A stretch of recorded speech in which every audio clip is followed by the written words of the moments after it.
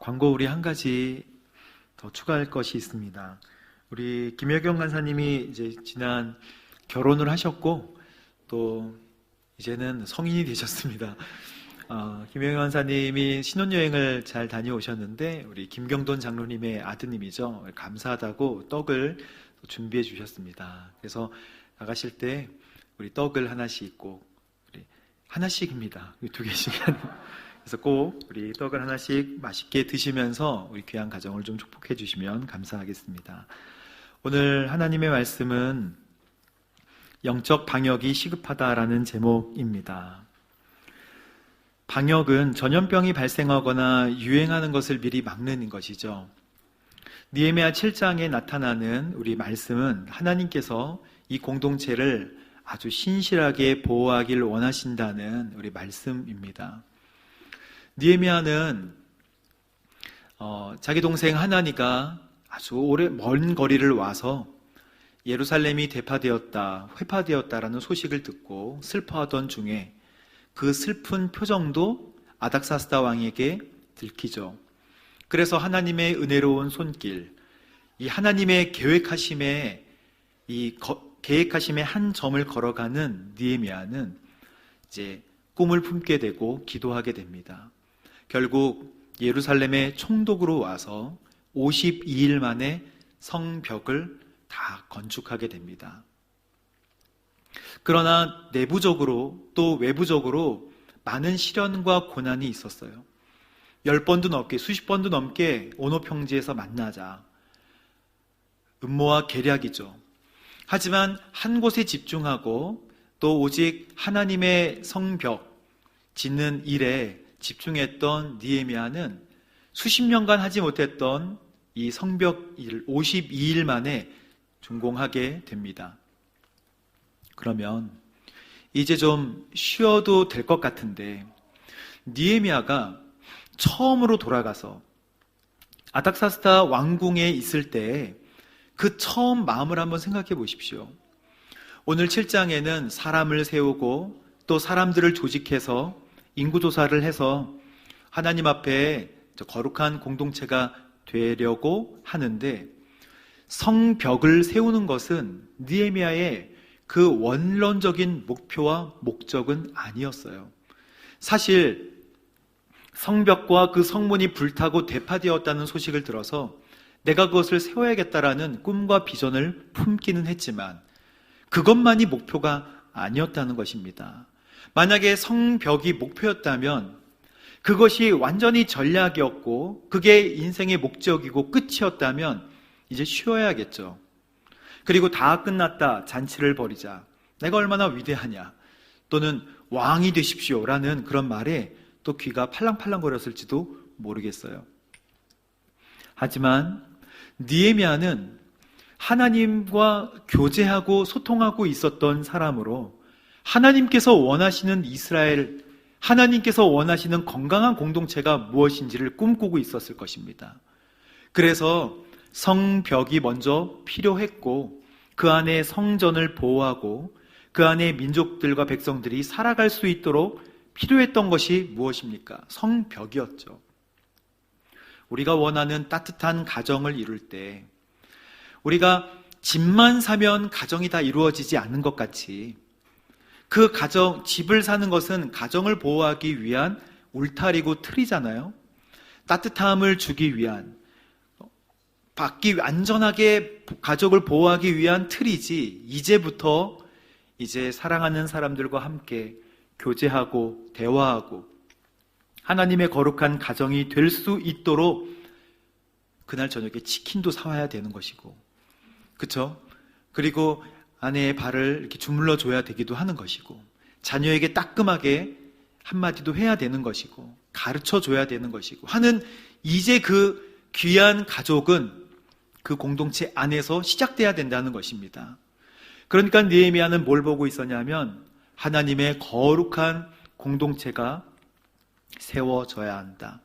그래서 거기 이 예루살렘을 함께 섬길 리더들이 있어야 하고, 그리고 함께 섬길 조직이 있어야 되고 함께 섬길 봉사자가 있어야 된다라는 것에서 이제 느헤미야는 시작하는 거예요. 이제 시작인 것입니다. 오늘 1절 말씀을 함께 보도록 하겠습니다. 시작. 성벽을 건축하고 문짝들을 달고 나서 노래하는 사람들과 레위 사람들을 임명했습니다. 큰 그림을 가지고 이제 사람들을 임명합니다. 문지기, 그리고 노래하는 자, 레위 사람들 모두 레위 지파에 속한 사람들이에요. 레위 지파. 그런데 레위 사람들은 기본적으로 성전 봉사 임무를 가지고 있던 사람들이죠. 원래 성전을 그리고 많은 하나님의 일들을 감당하라고 세워진 사람들이에요.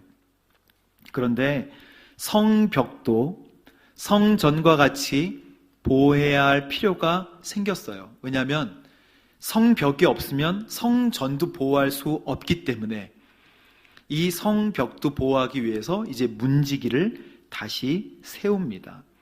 우리가 생각할 때 문지기는 머슴이나 종같이 보이지만 문지기는 하나님의 이 성전을 지키고 또 성전의 많은 하나님의 일을 감당하는 엄청난 역할을 하고 있었던 사람들이에요. 그래서 다윗은 24반열, 그러니까 24장로님, 반열이라는 것은 제비 뽑아가지고 계속 돌아가는 것을 뜻합니다. 24반열의 제사장 그룹, 24반열의 찬양하는 그룹, 24반열의 뭐죠? 문지기들, 다 성전을 봉사할 수 있도록 철저하게 조직을 했어요.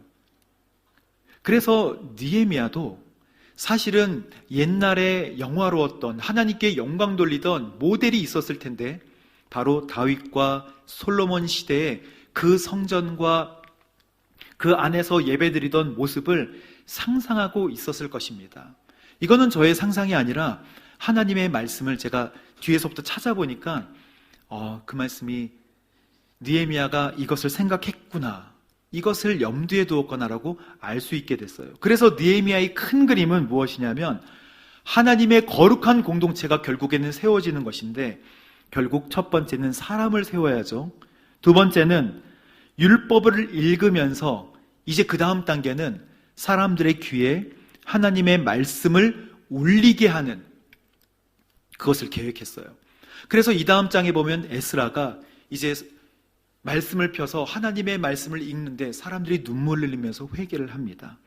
그래서 세 번째가 죄를 고백하게 하고, 네 번째가 죄를 고백하면서 이제 그 이방 사람들과의 관계를 끊어내기 시작합니다. 왜냐하면 섞이면 죽습니다. 그래서 네 번째, 백성들이 문서로 서약을 하면서 이제는 하나님의 집을 소홀히 여기지 않을게요. 흩어졌던 예루살렘이 우리가 흩어졌지만 이제 성벽도 생겼으니까 돌아올게요 라고 문서로 서약을 받고, 그리고 예루살렘 성벽 봉헌식을 한 다음에 이제 여러 가지 개혁을 합니다. 그러면서 느헤미야 13장으로 끝나게 돼요. 그리고 하나님 저에게 은혜를 내려주십시오 라고 마치게 되는 것입니다. 노래하는 사람들, 성전 문지기, 다윗과 그 아들 솔로몬의 명령에 따라서 섬기는 일과 정결케 하는 일을 했다라고 느헤미야 12장 45절에 기록이 되어 있습니다. 노래하는 사람들과 성전 문지기들은 느헤미야 12장 45절에 노래하는 사람들과 성전 문지기가 했던 일은 뭐냐면 그의 아들 다윗과 그의 아들 솔로몬의 명령에 따라 그들의 하나님을 섬기는 일과 정결하게 하는 일을 수행했습니다. 그래서 제가 궁금했어요. 다윗이 솔로몬에게 뭐를 무던히도 명령을 했나 보다. 제가 성경을 읽을 때는 그걸 잘 캐치를 못했는데 느헤미야 12장 45절을 읽으면서 성전 문지기와 노래하는 그 찬양 그리고 그 일을 감당하던 사람들에게 하나님을 섬기는 일과 정결하게 하는 일을 수행시켰다는 거예요. 이게 무엇입니까? 하나님의 일에는 어떤 분은 헌금을 계수하는 사람들도 있을 것이고, 어떤 분은 안내를, 주차를 또 방송으로, 또 러빙 핸즈로 닦고 쓸고 하는 이런 모든 것들을 다 조직했다는 거예요. 그래서 어떻게 도대체 했나 살펴보았습니다. 이것은 역대상 28장에 나와 있는데 제가 그냥 설명드리도록 하겠습니다. 다윗이 솔로몬에게 이야기를 해요. 아들이니까 당부를 합니다. 성전을 어떻게 섬겨야 되는지에 대해서 당부를 해요. 다윗은 피를 많이 흘려서 하나님께서 그 손으로 성전을 짓지 못하게 하셔서 완벽하게 준비를 시킵니다. 금, 은, 동, 나무까지도 완벽하게 준비를 시킨 다음에 설명을 해줘요. 너는 깊이 생각해라. 아들에게 그냥 건축해, 이게 아니라 깊이 생각해야 된다. 여호와께서 너를 선택해서 성전을 짓도록 하셨기 때문이지 힘써서 이 일을 해야 해 라고 아들에게 신신당부를 합니다. 그러면서 이렇게 얘기해요. 설계도를 편 다음에 집, 그리고 여기가 현관이야, 여기가 다락이지, 골방이야, 여기가 속죄소야. 설계도를 줍니다. 그리고 여호와께서 성전들과 모든 주변 방들과 하나님의 성전, 창고, 제사한 물건, 그리고 창고에 대한 모든 계획을 알려줘요. 이 창고는 이렇게 열어, 이렇게 닫아, 그리고 언제 잠궈, 뭐 해, 뭐를 쌓아놔. 하나님을 얼마나 경외하면, 사랑하면 그렇게 하겠어요. 그리고 그 섬기는 일에 쓰일 모든 물건에 대해서도 설명을 해줍니다. 이거는 어떻게 쓰여야 돼? 이건 어떻게 쓰여야 돼? 다윗이 왕으로서 잘 하도록 하여라 이렇게 할 법도 한데 아니에요. 아들에게 하나하나 알려주는 거예요. 그리고 19절에 다윗이 이렇게 얘기합니다. 28장 19절에 이 모든 것은 하나님께서 내게 주신 것을 받아 적은 거야. 하나님께서 그냥 자기 뜻이 아니라 하나님께서 말씀하셨던 것을 받아 적은 거래요. 그리고 다윗은 그 아들 솔로몬에게 마지막으로 이렇게 말합니다. 강하고 용감하게 일을 해야 한다. 두려워하거나 놀라지 마라. 하나님께서는 이 성전을 짓는 일을 모두 마칠 때까지 여호와께서 너를 떠나지 않고 버리시지도 않을 거야. 정말 진짜 이 마음속에 막 불타는 마음이 있었던 거예요. 그리고 제사장들과 레위 사람들이 있지, 하나님의 성전에서 짓는 모든 일에 도울 준비가 완전히 돼 있어 라고 다윗이 아들에게 이야기를 해줘요. 기술이 있는 사람들 가운데 뜻 있는 사람은 누구나 기쁜 마음으로 그걸 도울 거야. 모든 지도자들과 백성들이 너의 명령을 따를 거야 이렇게 얘기합니다. 할렐루야. 성전을 기쁘게 섬겼다는 거예요. 그래서 이 장 끝에 보면, 다음 장에 보면 백성들이, 지도자들이 자진해서 드리는 것을 두고 기뻐했어요. 그리고 한결같이 기쁨으로 여호와께 다 드렸다고 할렐루야 말씀하고 있습니다. 그러니 이 장면을 기억하고 있던 느헤미야가 꼼꼼하지 않을 수 있겠습니까? 오늘 다음 절 말씀을 함께 보도록 하겠습니다. 2절 말씀 시작. 나는 내 동생 하나니와 성의 사령관 하나냐를 세워 예루살렘을 다스리게 했습니다. 하나냐는 사람됨이 충직하고 많은 사람들보다 하나님을 더 경외하는 사람이었기 때문입니다. 할렐루야. 하나님을 경외하는 사람들이 있었는데 더 경외했대요. 더 경외하는 사람을 찝어다가 하나님께서 리더로 세우시는 줄로 믿습니다. 이게 하나님의 방법이에요. 그 골짜기에 양을 치던 다윗도 핀셋같이 꼭 집어서 뭐라고 말씀하세요? 사무엘하 7장에 보면 내가 골짜기에서 양을 치던 너를 데려다가 왕 삼았다. 하나님은 숨어 있어도 하나님을 경외하고 하나님께 아버님 댁에 보일러 놔드려야겠어요. 이런 마음을 품고 있는 그런 사람들을 찾으세요. 경외는 하나님 기뻐하는 것입니다. 공경경 두려울 외잖아요. 하나님을 공경하고 두려워하는 거예요. 근데 무서워서 두려워하는 게 아니라 기뻐하고 좋아해서. 여러분 기뻐하고 하나님을 좋아하십시오. 제가 어제 저녁에 잘 때 이 말씀을 어떻게 주님 전합니까? 저는 하나님 경외하고 있습니까? 하면서 이제 잠들었는데, 아내랑 막 장난치다가 막 옆구리 찌르고 그러다가 이제 잠들었는데, 새벽에 이제 오늘 또 일어났어요. 일찍 일어나서 하나님, 저는 주님을 경외하고 있습니까? 했는데 하나님이 경외하고 있다 이렇게 말씀해 주시면 참 좋았겠지만 마음이 너무 찔렸어요. 그리고 너무 죄송했어요. 하나님을 경외하는 것은 하나님만 기뻐하는 것입니다. 그리고 존경하는 마음과 또 공경하는 마음을 갖는 거예요. 그러면 하나님을 배려하게 되잖아요. 하나님을 절대 주권자로 인정하고 하나님이 주인인 것을 고백해야 돼요. 경외한다는 것은.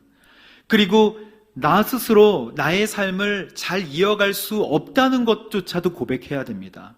우리가 탄탄대로를 걷고 있다 할지라도, 건강하다 할지라도. 그래서 하나님을 경외하는 사람은 하나님께도 겸손하지만 사람 앞에도 겸손합니다. 특별히 느헤미야가 이렇게 선택했던 하나니는 자기 동생이잖아요.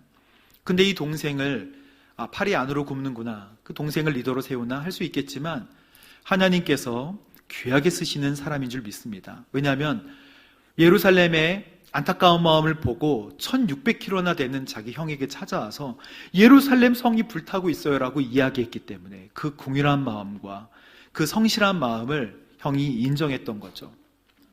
하나냐는 그 이름의 뜻이 은혜를 입은 사람, 여호와는 은혜로우시다라는 이름 자체를 가지고 있어요. 그래서 하난과 예흐와라는 이름이 결합돼서 아주 신앙적인 이름이죠. 근데 이 사람은 어떤 사람이냐면 성전의 북쪽에 항상 대적자들이 북쪽으로 침략하는 일이 많았기 때문에 북쪽 문을 방어하는 그 앞에 망대를 세워서 초소를 만들어서 지키던 그 초소의 그 사령관 같은 사람이었어요. 그래서 이 사람을 충실하고 충직한 것은 알았는데 어땠다고요? 하나님을 다른 사람들보다 더 경외하는 사람. 그래서 하나님의 나라를 세울 때는 하나님을 공경하고 두려워하는 사람이 리더가 되는 것입니다. 실력이 없습니까? 실력도 있으면 좋죠. 하지만 그리스도인의 실력은 성령 충만함이에요. 성령 충만하면 하나님께서 은사로 실력도 주시는 줄 믿습니다. 하지만 실력도 길러야겠죠. 노력해야겠죠. 이 하나냐는 그런 사람이었어요. 이런 사람들을 한 사람 한 사람 데려다가 예루살렘을 다스리게 했다는 것입니다. 오늘 말씀해 보면 7절 말씀을 함께 먼저 읽어보도록 하겠습니다. 6절 말씀을 읽어보도록 하겠습니다. 시작. 이들은 바벨론 느부갓네살 왕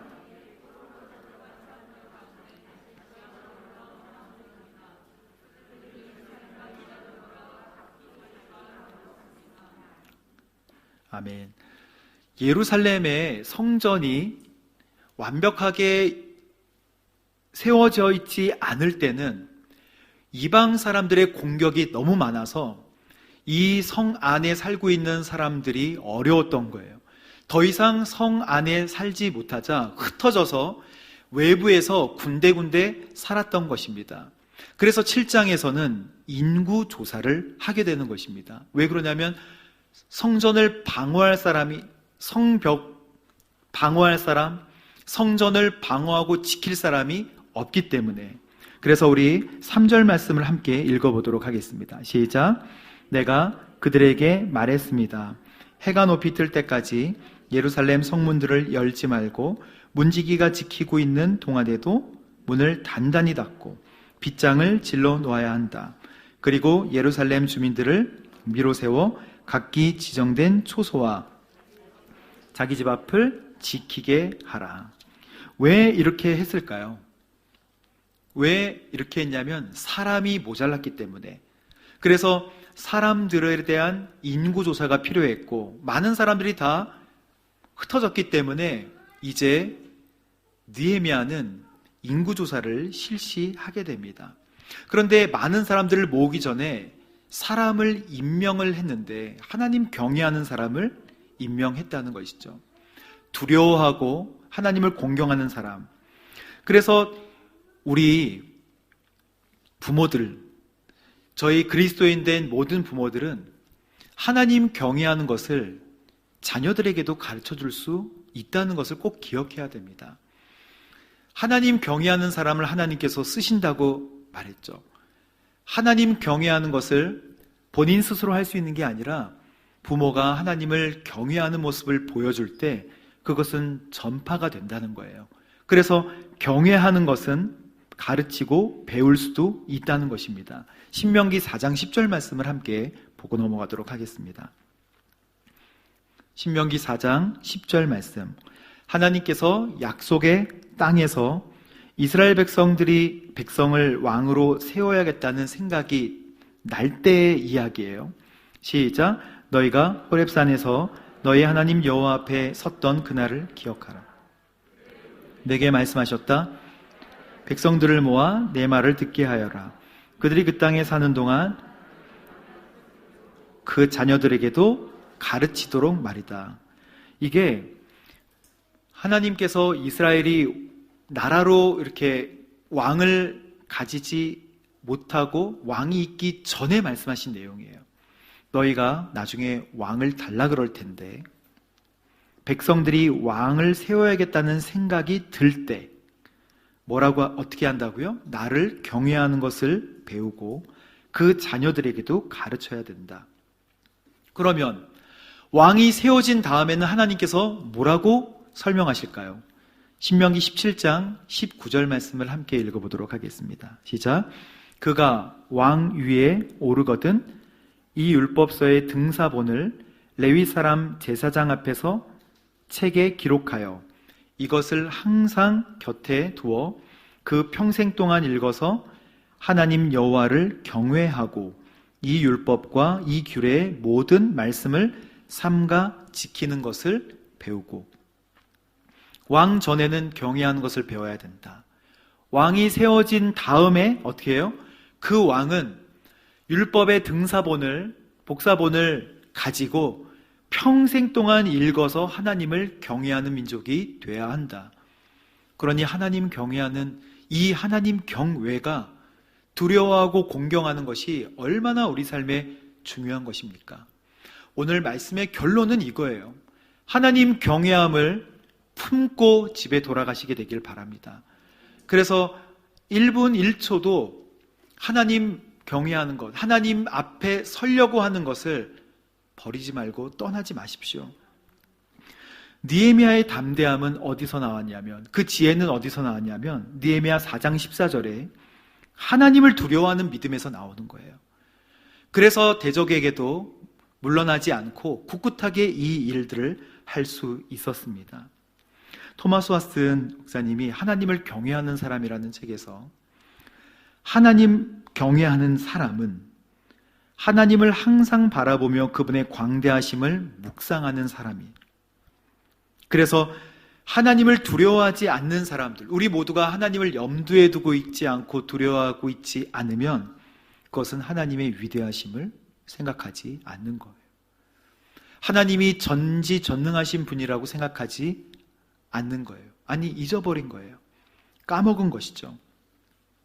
그래서 기도로 부귀를, 지식을 구하는 사람 많지만 오직 하나님을 경외하는 사람은 적다는 거예요. 그래서 하나님 경외하게 되기를 주님의 이름으로 축복합니다. 해가 높이 뜰 때까지, 3절 말씀에 보면 해가 높이 뜰 때까지 예루살렘 성문을 열지 말고 또 문지기가 지키고 있는 동안에도 그 문을 단단히 닫고 빗장을 질러 놓아야 한다라고 이야기를 했죠. 아직도 여전히 어떤 상태예요? 긴장 상태에 있었어요.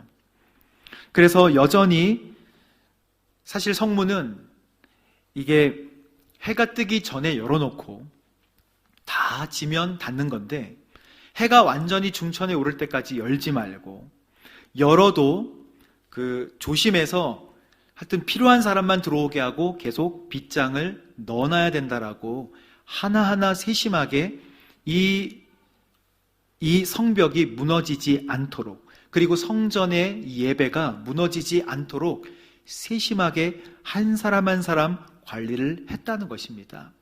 오늘 느헤미야 7장을 보고 있는데 느헤미야 7장 63절에 우리 말씀을 함께 좀 보도록 하겠습니다. 63절 말씀, 제사장 가운데 호비야 자손, 학고스 자손, 바르실레 자손이 있었는데, 바르실레는 길르앗 사람 바르실레의 딸과 결혼한 사람으로서 어떻게 했다고요? 그 이름으로 불렸다는 거예요.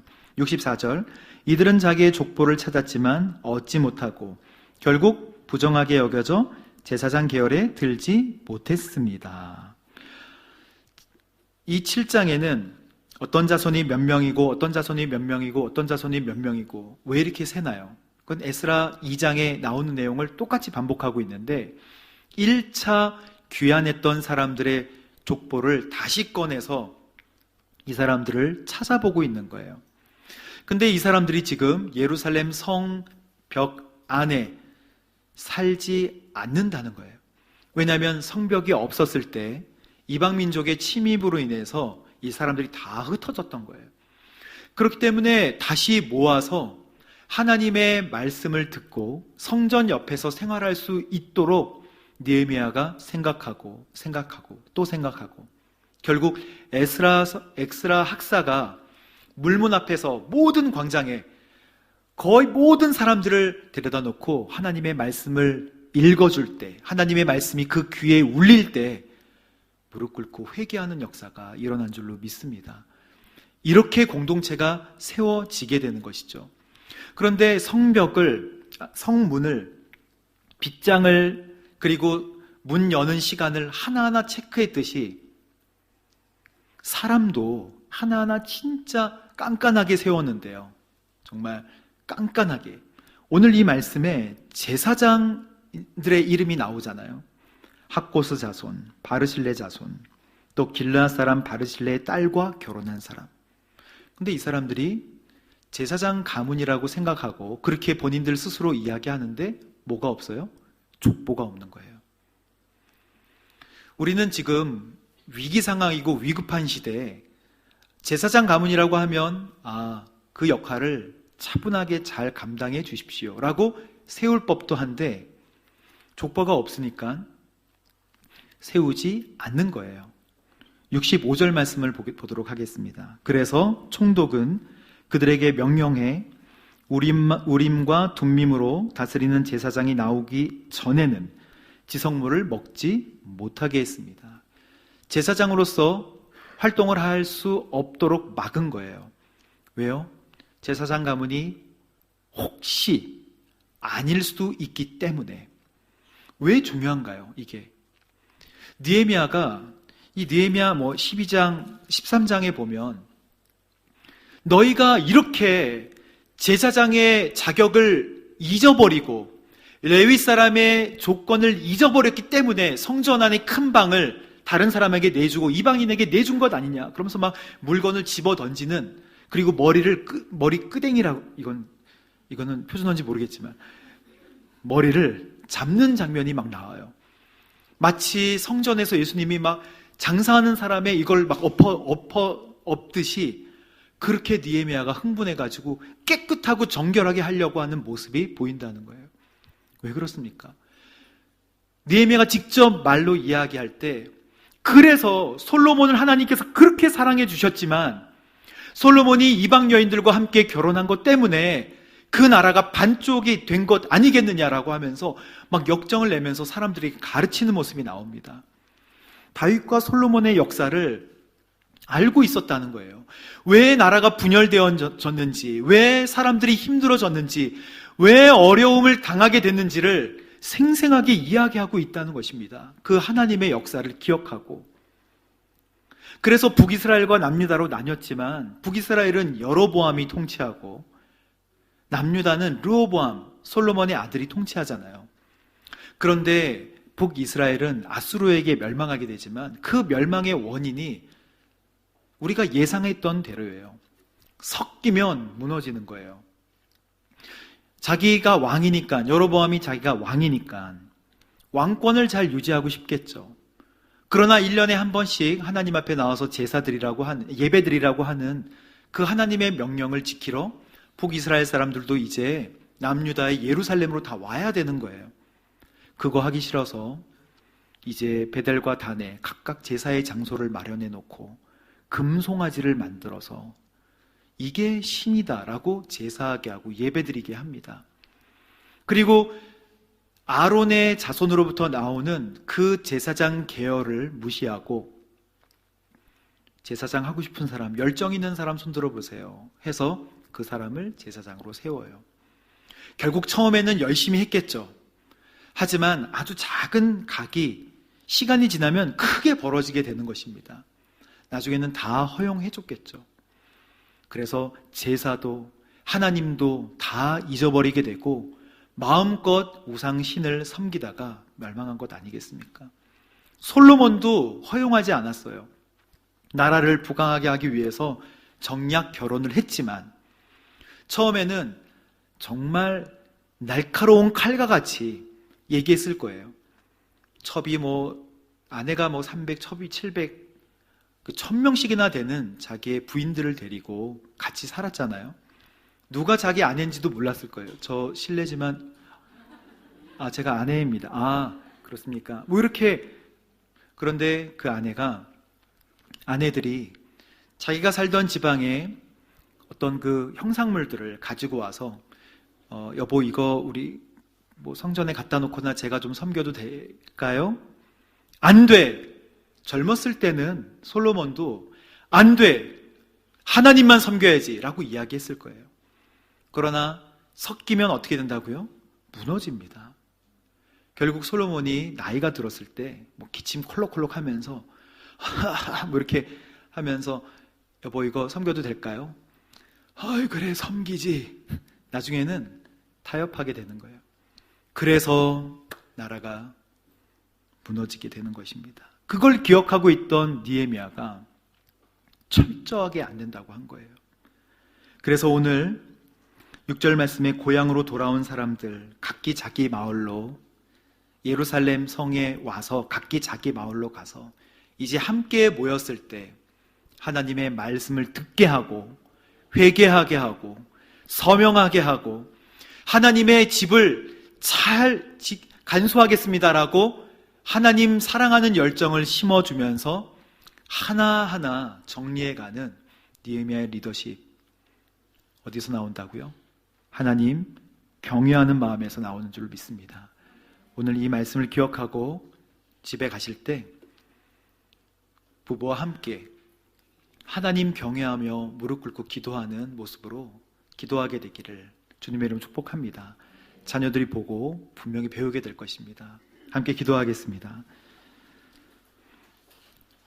하나님 감사합니다. 거룩한 공동체를 세우기 위하여 느헤미야를 세우시고 귀한 리더들을 세우셔서 하나님의 거룩한 공동체와 나라를 세워가기를 원하시는 귀한 내용을 저희들에게 말씀하여 주시니 감사합니다.